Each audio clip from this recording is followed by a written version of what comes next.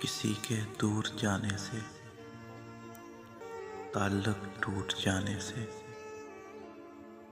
किसी के मान जाने से, किसी के रूठ जाने से मुझे अब डर नहीं लगता। किसी को आजमाने से, किसी के आजमाने से, किसी को याद रखने से, किसी को भूल जाने से मुझे अब डर नहीं लगता।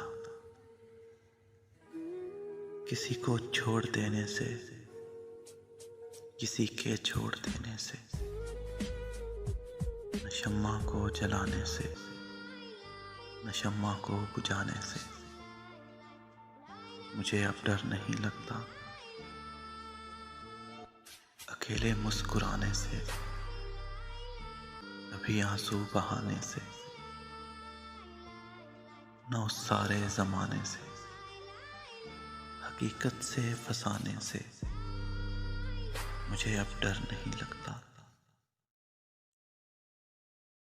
किसी की नारसाई से, किसी की पारसाई से, किसी की बेवफाई से, किसी दुख इंतहाई से मुझे अब डर नहीं लगता। ना तो उस पार रहने से, ना तो इस पार रहने से, ना अपनी जिंदगानी से, ना एक दिन मौत आने से मुझे अब डर नहीं लगता। मुझे अब डर नहीं लगता।